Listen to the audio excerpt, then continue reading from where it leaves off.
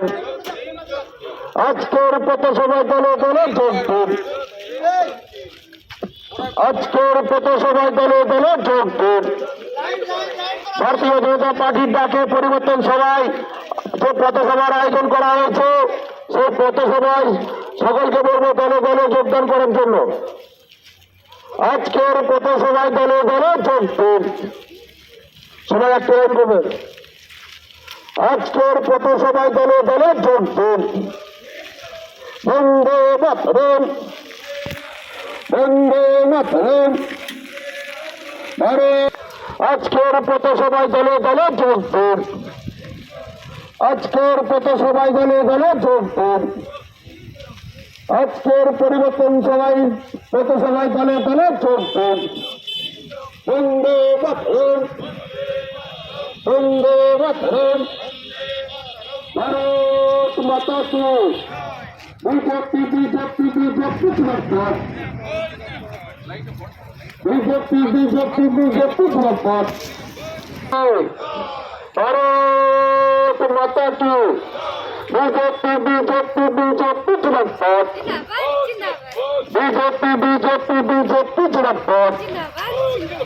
আজকের পথসভায় দলে দলে যোগ দিন। আজকের পথসভায় দলে দলে যোগ দিন। বন্দে মাতরম। ভারত মাতা কি, ভারত মাতা কি। বিজেপি বিজেপি জিন্দাবাদ। বিজেপি বিজেপি জিন্দাবাদ। মাতরম। भारत माता के, भारत माता के।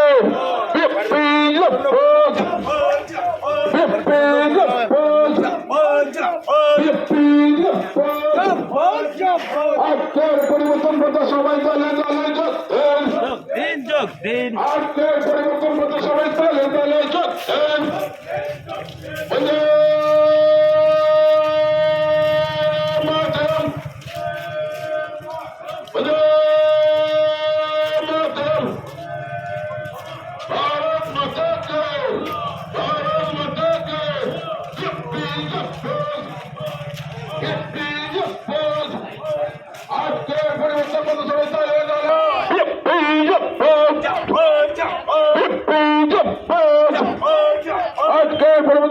দলে দলে যোগ দেন।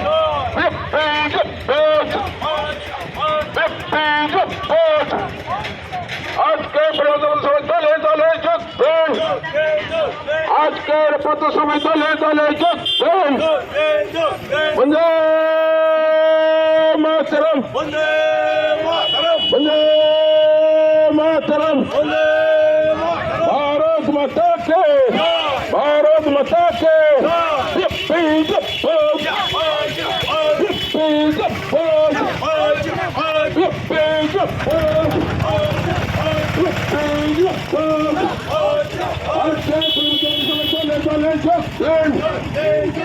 আজকের পরিবর্তন সবাই দলে দলে যোগ দেন। আজকের পরিবর্তন সবাই দলে দলে যোগ দেন।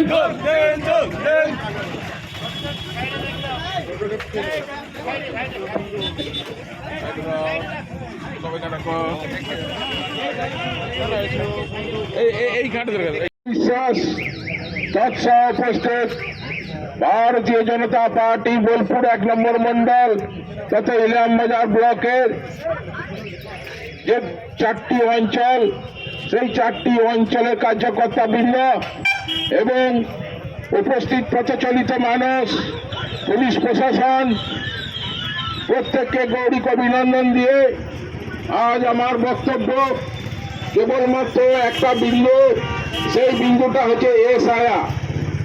অর্থাৎ আমাদের দেশে প্রতি 14 বছর অন্তর অন্তর যে ভোটার লিস্টের সংযোজন, সংশোধন, বিয়োজন হয়। এরপর আমি আমাদের এই মন্ডলের সভাপতি মাননীয় সুখদেব বিশ্বাসকে তার সুচিন্তিত বক্তব্য অনুরোধ করার জন্য অনুরোধ করা হচ্ছে এবং বোলপুর থেকে আগত মাননীয় বোলপুর জেলার সাধারণ সদস্য সুমিতাকে এই মঞ্চে আসার জন্য অনুরোধ করছি।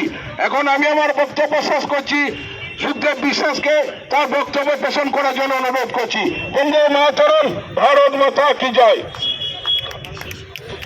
ধন্যবাদ মাননীয় চিত্রদাকে চিত্রদার যে চিন্তাধারা এবং ওনার যে মূল্যবান বক্তব্য উনি রেখেছেন।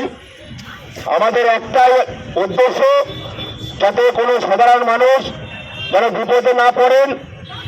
এবং আপনারা সকলেই জানেন যে 7 বছর কংগ্রেস সরকার, তার আগে ব্রিটিশ সরকার এবং 34 বছর যে বামফ্রন্ট এই পশ্চিমবাংলায় শাসন করেছেন। এবং বর্তমানে যে 15 বছর রানিং যে শাসক দল যে রয়েছেন, সাধারণ মানুষের কার কতটা উপকার হয়েছে বা কার কতটা অপকার হয়েছে আপনারা সকলেই জানেন। তাই আপনাদের সামনে আজকে যে পরিবর্তন পথসভা, সেই পরিবর্তন পথসভায় আপনাদের কাছে আমরা উপস্থিত হয়েছি। মূলত যে 5টা বিন্দু, সেই 5টা বিন্দু নিয়ে। এর আগে আপনারা জানেন আমাদের ইলামবাজার ব্লকে বেশিরভাগ মানুষ সংখ্যালঘু সম্প্রদায়ের, তাদেরকে যেভাবে মানুষ খেপিয়ে তাদেরকে দিয়ে অপপ্রচার করিয়ে যে এসআইআর নাকি এনআরসি হলে নাকি মুসলিমদেরকে পশ্চিমবাংলা থেকে বের করে দেবে, তাদের মসজিদ ভেঙে দেবে, তাদেরকে এখান থেকে পাকিস্তান পাঠিয়ে দেবে, বাংলাদেশ পাঠিয়ে দেবে। তা দাদা আমি একটা কথা বলতে চাই, এর আগে আসামে এনআরসি রয়েছে, আমাদের তো এখানে কিছুই নেই, শুধু এসআইআর। সেই এসআইআর আজকে নয়, মূলত 12 বার এই পশ্চিমবাংলা জুড়ে হয়েছে। এটা আজকেকার দিন নয়, ভারতীয় জনতা পার্টি এটা করেনি। এবং নির্বাচন কমিশন স্বচ্ছ ভোটার তালিকা করার জন্য যে এসআইআর করেছেন, সেই এসআইআর মাত্র নির্বাচন কমিশনের আন্ডারে। তা আপনারা সকলেই বুঝতে পারছেন যে এসআইআরটা হয়েছে তাতে ভালো হয়েছে না খারাপ হয়েছে। যে সমস্ত মুসলমান ভাইদেরকে বুঝেছিল যে এটা এনআরসি, এই এসআইআরটা না করলে পরে আপনাদেরকে বের করে দেবে, তা আপনারা আরো বুঝতে পারছেন মমতা ব্যানার্জি কত বড় মিথ্যাবাদী। কিভাবে আপনাদের কোনো অসুবিধা হয়নি, এই শহরে ফর্ম ফিল করেছেন, বিএলওকে জমা দিয়েছেন, বিএলও কোম্পানি সাবমিট করেছে। কজনকে চলে যেতে হয়েছে দাদা, কজনকে বাংলাদেশে যেতে হয়েছে। তাইকে অপপ্রচার এই 15 বছর ধরে মানুষকে যে ভুল বুঝিয়ে এই সরকার টিকে রয়ে গেছে, তো সকলেই মানুষ অবগত আছেন। আজকে যেভাবে আজকে বলছেন মহামাটি মানুষ হচ্ছে সরকার, আজকে মানুষ আজকে মার্ডার হচ্ছে, সাধারণ মানুষকে মারা হয়েছে। সত্যিকে বড় বাড়ানো তৃণমূলকে মারছে, মুসলমানকে মারছে। পশ্চিমবঙ্গের সরকারে আছে, আজ থেকে তোমরা 100 বছর ধরে দেখেছি, 34 বছর সিপিএম, 15 বছর, আজ পর্যন্ত পশ্চিমবঙ্গের ভারতীয় জনতা পার্টি প্রতিষ্ঠিত হয়নি বন্ধু। তা আপনাদের কাছে অনুরোধ করবো যে সুশাসন অন্যান্য রাজ্যে দেখতে পাচ্ছেন, যদি কোথায় কোথায় বলেন পশ্চিমবাংলাকে গুজরাট হতে দেবে না।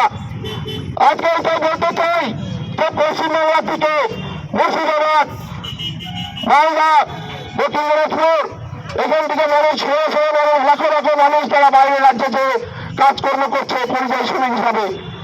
কেন পরিযায়ী শ্রমিক হতে হবে পশ্চিমবঙ্গের ভাইদের? কেন পশ্চিমবঙ্গের কলকারখানাকে তাড়িয়ে দিয়েছেন? কিভাবে টাকাকে এই পশ্চিমবঙ্গে তাড়িয়ে দিয়ে গুজরাট যেতে বাধ্য করেছেন? মানুষ সকালে অবগত আছে, সকলেই জানে আজকে তৃণমূল সরকার একটা ভোটবাজি, চিটিংবাজি, তোলাবাজি সরকার চলছে। তাই আপনাদেরকে অনুরোধ করবো, একটিবার আপনারা দেখুন, এই সুযোগ আর আসবে না। 2024 লাস্ট সুযোগ, এই সুযোগ যদি হারান এই মাটি বিকাশের ছেড়ে চলে যেতে হবে। এই সরকার যদি আরেকবার থেকে মানুষকে বাঁচতে দেবে না, মানুষ করতে পারবে না, মানুষ মানুষের মতো বিপদ লাগাবে। আর সকলে জানেন কবে কবে বলতো ভারতীয় জনতা পার্টি নাকি সাম্প্রদায়িক দল। আপনাদেরকে বলতে চাই, আপনারা পশ্চিমবঙ্গের বাইরে বেরিয়ে দেখুন, গুজরাটের মুসলমানদেরকে জিজ্ঞাসা করুন যে তারা আপনাদেরকে কত অত্যাচার করছে মোদীজি, সঙ্গে সঙ্গে উত্তর পেয়ে যাবেন। 2021 সালে সশরীরে আমরা একটা বিমান দেখেছিলাম, তারা এর এক ভাই মুসলমান ভাই উনি বাইরে কাজে গেছিলেন গুজরাটে, ট্রেন থেকে নেই তার এত শরীর খারাপ, সঙ্গে সঙ্গে ট্রেনের যে জিআরপি আছে, জিআরপি সঙ্গে সঙ্গে নিয়ে ভারতীয় জনতা পার্টির কার্যকর্তা হাতে তুলে নিয়েছিল। সঙ্গে সঙ্গে তাকে ট্রিটমেন্ট করিয়ে, তার অপারেশন করিয়ে, আবার পয়সা ওষুধ দিয়ে আমার পশ্চিমবঙ্গে পাঠিয়েছে। তাই উনি এসে খুব এসে আমাদেরকে বলেছে, দাদা আমরা মনে হচ্ছে একটা জীবন পেলাম, এবং এমন একটা সরকারের জায়গায় গেছিলাম, আমাকে চেনে না, জানে না, আমি হিন্দু না মুসলিম, তারপরে ওনাকে আমাকে পছন্দ করিয়ে আমাকে জীবন ফিরিয়ে দিয়ে আমাকে পশ্চিমবঙ্গে পাঠিয়েছে। এটা আমাদের কথা নয়, আমাদের ভাষণবাসী নয়, মিথ্যা প্রতিশ্রুতি নয়। শুধু বলবো একবার আপনারা ভারতীয় জনতা পার্টিকে দেখুন, একটা সুযোগ দিয়ে দেখুন, এই দিয়ে কথা বলতে পারি। যুবক বেকারদের চাকরি হবে, মানুষ হাতে কাজ পেটে ভাত পাবেন, কল কারখানা পাবেন, সুশিক্ষা পাবেন, মানুষের ঘরে ঘরে চাকরি পাবেন। একটা মাত্র সুযোগ এই 2026-এ আপনাদেরকে সকলকে বলবো, জাতি ধর্ম নির্বিশেষে সকলে মিলে এগিয়ে আসুন ভারতীয় জনতা পার্টির পক্ষে নিয়ে। একটা মাত্র দেখুন, মুসলমানদের প্রকৃত যদি উন্নয়ন করতে হয় ভারতীয় জনতা পার্টিকে পশ্চিমবঙ্গে প্রতিষ্ঠিত করতে হবে। আমরা মুসলমান ভাইরাই বলুন, তাদের মমতা ব্যানার্জি কি করেছে? আজ পর্যন্ত 34 বছর বান্ধব ছিল, কোনদিন ওয়াকাবের টাকা হাত দেয়নি। একমাত্র এই সরকার, এই পশ্চিমবঙ্গ তৃণমূলের সরকার ওয়াকাবের টাকা হাত দিয়েছিল। এটা আপনারা ভুলে যাবেন না, আপনারা জানেন। মাথার তলে রাজ হাতে মমতা ব্যানার্জি ভালো করে জানেন। আজ পর্যন্ত দেখেছি, আমরা শুনেছি কংগ্রেস সরকার ছিল, কোনদিনও আপনারা শুনতাম যে ওয়াকাবের প্রচুর টাকা, ওয়াকাবের প্রচুর টাকা। অরিজিনাল যে ওয়াকাবের টাকাটা কিসের জন্য? আজকে 1000 টাকা 1200 টাকা ভাতা দিচ্ছে মমতা ব্যানার্জি, কার টাকা দিয়ে দিচ্ছে? আমরা কি ভিক্ষা পেয়েছিলাম? আমরা পেলাম কাজ, আমরা পেয়েছিলাম কোনো ভাত, একটা জনের কর্মসংস্থান, মানুষ যেন শান্তিভাবে ঘুরে ঘুরে বেড়াতে পারে, কাজকর্ম করতে পারে, মহিলাদের জন্য সুযোগ থাকে রাস্তায় ঘোরার। উনি বলছেন রাত্রি 8টার পর মহিলাদেরকে বেরোতে কে বলেছে? আমি বলি মমতা ব্যানার্জি বাবার জাহির চলছে, মহিলারা 8টার পর বেরোতে পারবে না? কোন আইনে আছে তো মহিলারা 8টার পর বেরোতে পারবে না? তাহলে আমরা কি সরকার আজকে চালু করেছে পশ্চিমবাংলায় তো মহিলারা 8টার পর বেরোতে পারবে না বাড়ি থেকে? আমরা দেখেছেন কিভাবে কান্দুলি আরম্ভ করে ধর্ষণ খুন, মহিলাদের কোনো সম্মান নেই। 3-24 ঘন্টা আপনারা ধর্ষণ শূন্যতাহানি হয়ে যাচ্ছে। বাকি কোনো রামনগরে হয়নি, আপনারা জানেন। রামনগর হসপিটালে এরকম ঘটনা ঘটেছে। আমরা যে সরকার চেয়েছিলাম, সিপিএমকে তাড়িয়ে দিয়ে সরকার আমরা চেয়েছিলাম, 70টা সিপিএমের কার্যকর্তারা, সাধারণ কর্মীরা, তারা পর্যন্ত তৃণমূলকে ভোট দিয়ে সরকার থেকে এসেছিল। শুধু একটাই আশাই যে সিপিএমের যে এত অত্যাচার, সে অত্যাচার মানুষের সহ্য করতে পারেনি। সরকারি কাণ্ড দেখেছে, কলকাতার কাণ্ড দেখেছে। আজকে যেখান থেকে মমতা ব্যানার্জি ধরেছে, সিপিএম ছেড়েছে, তার ডবল থেকে বেশি আজকে অত্যাচার চলছে পশ্চিমবঙ্গ জুড়ে। আমরা ভুলে যাইনি 2021 সালের ঘটনা। 2021 সালে ভারতীয় জনতা পার্টি যখন প্রতিশ্রুতি মিথ্যা বলে যে সরকার চালাচ্ছে, প্রত্যেকটা মানুষের কাছে বাইরে পাঠিয়ে দিচ্ছে, অশিক্ষিত করে যাচ্ছে, যাতে শিক্ষিত হয়ে তারা চাকরি না থাকতে পারে। আজকে ভাববার বিষয় এসেছে, সকল ভারতীয় যারা নাগরিক আমাদের পশ্চিমবঙ্গে বসবাস করছেন, যত হিন্দু মুসলিম রাজাদার করুন, এখন জোট বলুন, এই সরকারকে উৎখাত করতে হবে। যদি সরকারকে উৎখাত না করেন, আগামী দিন আপনার আমার সবার ভবিষ্যৎ খারাপ। কালকে যে জন্মগ্রহণ করবে তারও 79,000 টাকা করে মাথায় ঋণ নিয়ে জন্মাতে হবে। 79,000 টাকা করে মাথায় ঋণ নিয়ে জন্মগ্রহণ করতে হবে। তাহলে আমরা পশ্চিমবাংলা চেয়েছিলাম, আজকে রবীন্দ্রনাথ ঠাকুরের যে ভূমি, লালমাটি ভূমি, আজকে সেটা লঙ্ঘিত করছে। আজকে কোন জায়গায় রয়েছে আমরা? পশ্চিমবাংলা বাইরে চলে গেল, আমাদেরকে মূল্যায়ন করে না, আমাদেরকে ভালোবাসে না, শুধু বলে চোরের জায়গা দিয়ে এসেছে। আজকে কোন আমরা স্বীকৃতি পেয়েছি? যেখানে আগে আমাদের পশ্চিমবাংলার জায়গায় ভাবতো, সেটা পুরো ভারতবর্ষে দেখতো। তাহলে আজকে কোন জায়গাতে আমরা বসে গেছি? আপনারা চিন্তা ভাবনা করবেন না, আপনাদের অধিকার নেই, আপনাদের রাত্রে সুযোগ এসছে, আপনারা নিজেরা ভাবেন, পাশের গ্রামের লোককে বোঝান, নিজের আত্মীয় স্বজনকে বোঝান। কেন এরকম চলবে দুটাচারিতা? এই দুটাচারিতা আমরা চাই না। আমরা প্রকৃত যারা উন্নয়ন আমাদেরকে করতে পারবে, সর্বধর্মশেষ, শুধু আমাদের হিন্দু বলে নয়, মুসলিম বলে নয়, সবার যাতে উন্নয়ন হয়, সবার যাতে সার্বিক উন্নয়ন হয়, সেইটা যা করতে পারবে তাকেই 5 বছর 5 বছর করে পাল্টাবেন।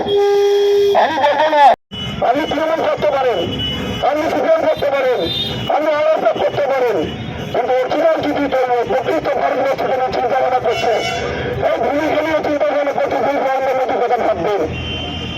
ভারত জগৎ সমাজ শ্রেষ্ঠ আছে প্রতিষ্ঠানে আমরা ঘুরিয়েছি। সেই মাত্র কিছুটা সময় অর্থনীতি কোন জায়গায় পৌঁছেছে আজকে ভারত, আমি অর্থনীতি কোন জায়গায় পৌঁছেছে, কিভাবে আজকে ভারত সময়ের আগে ভারত ছাড়া কোনো রাষ্ট্র থাকতে পারে না কোনো কিছু। এর আগে আমরা দেখেছি করোনা যুদ্ধ, এই করোনা যুদ্ধের সময় পাকিস্তানের মহিলারা ছাত্রছাত্রীরা আটকে ছিল। এক কথা বলেছিল আমরা ভারতীয় কথা শুনে ভারতীয় ঝান্ডা নিয়ে ওনাদেরকে প্রমাণ করে নিয়ে এসে মন্ত্রীতে নামিয়েছে। শুধুমাত্র ভারতের কথা শুনে ভারতীয় জাতীয় পতাকা নিয়ে ওনারা আছে পাকিস্তানের, সে ছাত্রছাত্রী ছিল পাকিস্তানের, কিন্তু কোনো রং দেখেনি, কোনো ধর্ম দেখেনি, কিন্তু ভারতীয় বলেছে ওনাদেরকে ইউক্রেন থেকে যুদ্ধ থামিয়ে ভারতের রাষ্ট্র এনেছে। এইটাই মোদীজির কৃতিত্ব, এইটাই মোদীজি কি করেছে করতে না, মোদীজি কি করেছে খালি বিদেশে ঘুরছে। আজকে বুঝতে পারছেন বিদেশে কেন যাচ্ছিল, বিদেশে কেন যায়।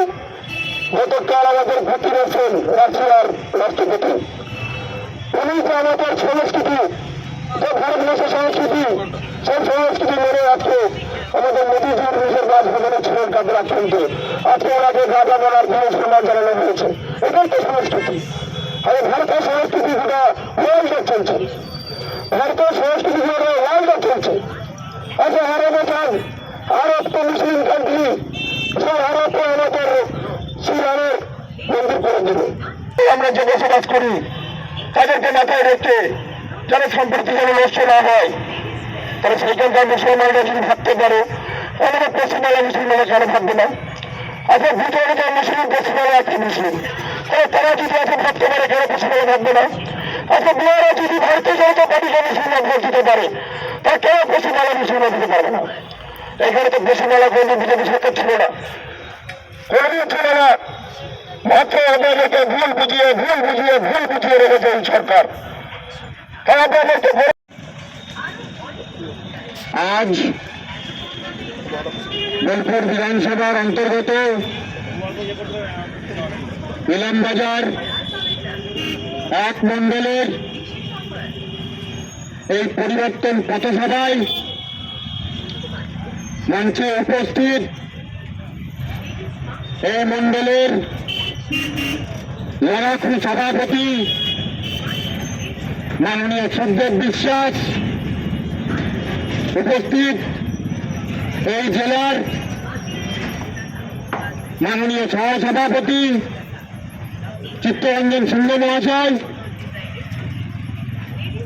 এছাড়াও যারা উপস্থিত আছেন এবং এই অঞ্চলের যারা ব্যবসাদার, পথচলতি মানুষ এবং আমার ভারতীয় জনতা পার্টির যারা সহকর্মী কার্যকর্তা এবং আমার চেয়েও বয়সে বড়, তাদের সকলকে আমি নতমস্তকে প্রণাম জানাই। বন্ধুগণ, আজকে আমরা এখানে কেন এসে উপস্থিত হয়েছি এই বিষয়টাই আমি আজকে তুলে ধরতে চাই। তাই প্রথমে আপনাদের বলবো, আপনারা ইতিমধ্যেই সকলেই জানেন যে গোটা পশ্চিমবাংলা জুড়ে এসআইআর চলছে। অনেকেই জানেন যে এসআইআর জিনিসটা কি, অনেকেই হয়তো এখনো সঠিকভাবে জানতে পারেননি এসআইআর জিনিসটা কি। তার কারণ এর জন্য দোষী আপনারা নন, এর জন্য দোষী এই রাজ্যের সরকার। এই রাজ্যের সরকার প্রথম দিন থেকে ক্রমাগত আপনাদেরকে ভুল বুঝিয়ে চলেছেন। এসআইআরকে যেন একটা আতঙ্কের বিষয়, এটাই প্রমাণ করার চেষ্টা করেছেন আপনাদের কাছে। তাই আপনাদের মনে এসআইআর নিয়ে অনেক সন্দেহ, ভয় জন্মেছে। কিন্তু আমি একটা কথা বলতে চাই, এই এসআইআর আজ প্রথম হচ্ছে এরকম কোনো ঘটনা নয়। এই এসআইআর ভারতের স্বাধীনতার পর থেকে 8 বার হয়ে গেছে, এই নিয়ে 9 বার চলছে। আমার থেকে যারা বয়সে বড় যারা 2002-এ বিধানসভা, লোকসভা বা বিভিন্ন ধরনের ভোট দিয়েছেন, যাদের ভোটাধিকার হয়ে গেছিল 2002-এ, সেই 2002-এও তো এফআইআর হয়েছিল।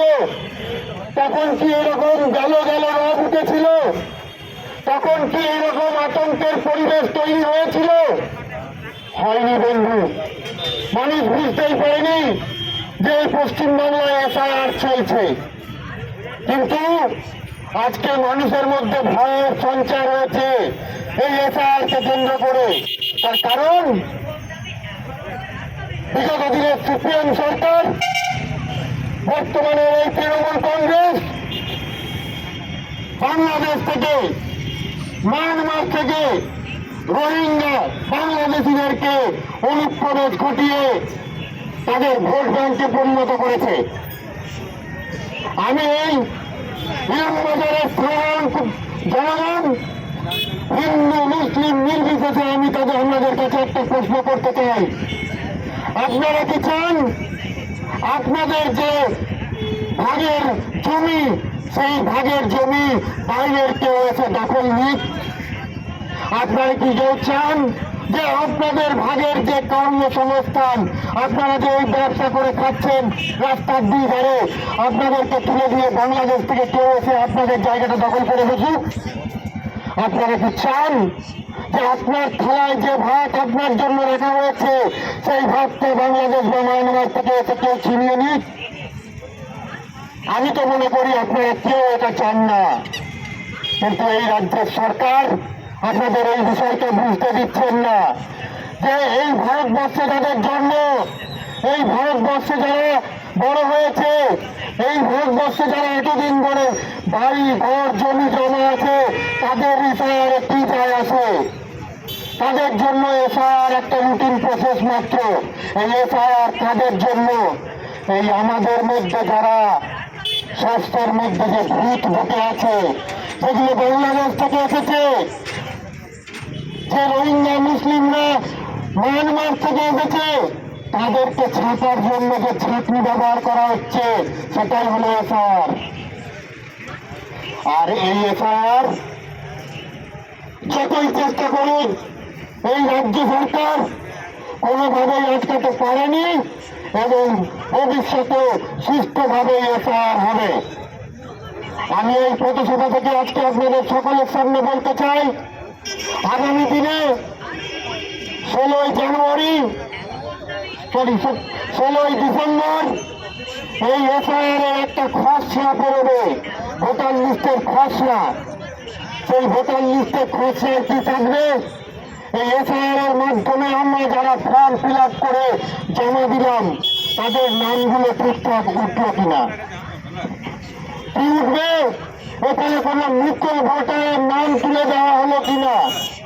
আর আমাদের এই ভারতীয় হিসাবে হিন্দু, মুসলিম, জৈন, শিখ সকলে ধর্ম নির্বিশেষে আমাদের একটাই কাজ, সেই নিজের এরিয়ায়, নিজের পাড়ায় সেই ভোটার লিস্টটা ভালো করে চোখে দেখে নেওয়া, যে আমাদের যারা জীবিত আছি, আমরা যারা এখানে বাস করি, তাদের নামটা ওই ভোটার লিস্টে রয়েছে কিনা। যদি না থাকে তাহলে আমাদের সঙ্গে যোগাযোগ করা, আমরা আপনাদের নামটা তুলে দেবো। একজন বৈধ ভোটার যাতে নাম বাদ না পড়ে, তার দায়িত্ব নেবে ভারতীয় জনতা পার্টি। কিন্তু আমাদের তার সাথে দেখতে হবে যে কোনো অবৈধ অনুপ্রবেশকারীর নাম সেখানে তুলে দেওয়া হয়েছে কিনা, দেখতে হবে কোন মৃত ভোটারের নাম তুলে দেওয়া হয়েছে কিনা। যারা এখানকার নয়, তাদের ভোটে সরকার নির্বাচিত হবে কেন? যারা মৃত, তারা ভোট দেবে কেন? এই আমাদের মনের মধ্যে এই দৃঢ় সংকল্প হতে হবে যে আমরা পশ্চিমবাংলায় একটা নির্ভুল ভোটার লিস্ট তৈরি করব। সেই ভোটার লিস্টের মাধ্যমে ভোট হবে, সেই ভোটের মাধ্যমে মানুষ যাকে ভোট দেবে সেই সরকার নির্বাচিত হবে, তারা আগামী 5 বছর সরকার চালাবে। কিন্তু আমরা দেখতে পাচ্ছি বিগত দিনে যে তৃণমূল সরকার আমাদের এখানে শাসন করছে, তারা জীর্ণ দশা, তাদের অপাদমস্তক পা থেকে মাথা পর্যন্ত কেলেঙ্কারিতে ঢাকা। দুর্নীতি আর কেলেঙ্কারির দুর্গন্ধ তাদের যখন নেতারা পাশ দিয়ে পড়েন, অনেক মানুষ সেই গন্ধ সহ্য না করে রুমাল দিয়ে নাক ডাকে। আমরা কি দেখলাম এই কিছুদিন আগে টাকায় সেই আবাস যোজনার টাকা, তখন আপনার বাড়িতে আপনি একটা কুড়ে ঘরে থাকেন, আপনার জন্য মোদীজি যখন পাকা বাড়ির জন্য টাকা পাঠাচ্ছে, সেই টাকার থেকে 25,000 টাকা কাটমানি খেয়ে নেওয়া হলো। কে খেলো? এই তৃণমূলের নেতারা। কিছুদিন আগে দেখলেন এখানকার সব বড় বড় নেতারা, যারা কেউ তিহারের জেল থেকে ঘুরে এলো, কেউ কলকাতার জেল থেকে ঘুরে এলো, কেউ আবার ইডির বাড়ি থেকে ঘুরে এলো। কই আপনাকে তো যাচ্ছে না, কই আমাকে তো ইডি যাচ্ছে না, কই এই দাদাকে তো গ্রেপ্তার করছে না। তার মানে তাদের বিরুদ্ধে কোনো নির্দিষ্ট কোনো প্রমাণ আছে, তাই ইডি তাদের গ্রেপ্তার করছে, তাদের ডাকছে। বন্ধুগণ, আপনাদের বাড়ির পাশ দিয়ে পেরিয়ে গেছে অজয় নদ। একবার অজয় নদের ধরে গিয়ে দেখুন, 100-150 ফুট নিচে গর্ত করে সেখান থেকে বালি তোলা হচ্ছে অবৈধভাবে। এই বালি কার সম্পত্তি? এই বালি রাজ্যের সম্পত্তি। এই রাজ্যটা আমার, এই রাজ্যটা আপনার। তাহলে এই বালিতে অধিকার আপনার, আমার, সকলের। যে বালি বিক্রি করে সরকারের রাজস্ব পাওয়ার কথা ছিল, সেগুলো অবৈধভাবে এখানকার কিছু নেতা যারা বিড়ি খেত, আজ স্কর্পিও চাপে, তারা ভোগ করছে। এই দুর্নীতিতে জর্জরিত পশ্চিম বাংলাকে যদি বাঁচাতে হয়, তাহলে এই তৃণমূল সরকারকে উৎখাত করতে হবে। এই সরকারের আমলে আমরা দেখেছি কামদুনি, পার্ক স্ট্রিট, কলকাতায় আমাদের বলার কথা দিয়ে আমরা ভুলে গেছি। আমরা কি ভুলে গেছি দুর্গাপুর মেডিকেল কলেজের ওই বন্টির কথা? আমরা কি ভুলে গেছি নাকি মোহাম্মদ বাজারের ওই স্কুল ছাত্রীর কথা, যাকে ধর্ষণ করে নৃশংসভাবে মেরে ফেলা হয়েছিল? যখন ধর্ষণ হয়, তখন কোন মেয়ের ওপর খারাপ দৃষ্টিতে তাকানো হয়, তখন ওই কুলাঙ্গাররা তাকিয়ে দেখে না সে হিন্দু না মুসলিম, সে কোন জাত থেকে আসে। তখন কিন্তু ওই মেয়েটির উপর যখন খারাপ দৃষ্টিতে তাকানো হয়, তাকে যখন ধর্ষণ করা হয়, তখন এই রাজ্যের মুখ্যমন্ত্রী সেই সরকার আনেন সকলের জন্য সমান অধিকার দেব, বিজেপির সরকার আনেন দুর্নীতিমুক্ত সরকার দেব, বিজেপির সরকার আনেন মহামানীদের সুরক্ষা দেব, বিজেপির সরকার আনেন চোর গুন্ডাদের জেলে মারব। এই বলে আমার বক্তব্য শেষ করছি। বন্দে মাতরম, ভারত মাতার জয় হোক। সূচনা করেছি, শুধু ইলামবাজার নয়, গোটা পশ্চিমবাংলা জুড়ে প্রত্যেকটা ব্লকে ব্লকে এরকম সভা হচ্ছে। শুধু আজকে ব্যক্তি করে ইলামবাজার নয়। আপনাদের কাছে শুধু একটাই কথা বলবো, এতক্ষণ ধরে যা আমরা বললাম, এটা প্রকৃত যাদের কর্মসংস্থান হয়, ধরো ভিন রাজ্যে যে এই স্বাস্থ্যসাথী কার্ড নেয় না, তার জন্য আয়ুষ্মান ভারত চালু করা থেকে আরম্ভ করে প্রত্যেকটা ঘরে ঘরে যেন প্রধানমন্ত্রী আবাস যোজনা পায়, প্রত্যেকটা ঘরে যেন চাকরি ব্যবস্থা হয়, প্রত্যেকটা ঘরে যেন শৌচাগার থাকে, প্রত্যেকটা ঘরে যেন জল পে নল পে জল যেটা মোদীজি চালু করেছে, এইসব বিষয় গুরুত্বপূর্ণ যে বিষয় নিয়ে আমাদের বিরোধী দলনেতা প্রত্যেকটা দিন এই মাথা থেকে এই মাথা, কলকাতা থেকে শিলিগুড়ি থেকে 24 পরগনা, দক্ষিণ 24 পরগনা, বর্ধমান, আসানসোল, যেভাবে বীরভূমে বিভিন্ন জায়গায় প্রান্তে প্রান্তে ছুটে বেড়াচ্ছেন, শুধুমাত্র একটাই আশা নিয়ে, একটাই লক্ষ্য নিয়ে, যে প্রকৃত যারা মানুষ পশ্চিমবাংলার আমাদের এ শহরে 8 কোটি মানুষ যেন উন্নয়ন হয়, তাদের যেন শিল্প যোগান হয়, পরিযায়ী শ্রমিকরা যেন অন্য রাজ্যে যে কাজ করতে না হয়, টাকাকে যেন আবার পুনরায় পশ্চিমবাংলা ফিরিয়ে আনা হয়, বড় বড় ইন্ডাস্ট্রিয়াল যারা এখানে পশ্চিমবাংলা হয়, এছাড়া যেন গুজরাটের মতন আর কি সত্যতা করতে পারি, কোনো মানুষকে যাতে যেন হাত পেতে না ভিক্ষা চাইতে হয়, সবার যেন ঘরে ঘরে যেন ট্রাফিক ব্যবস্থা করা হয়, সুশাসনের ব্যবস্থা করা হয়,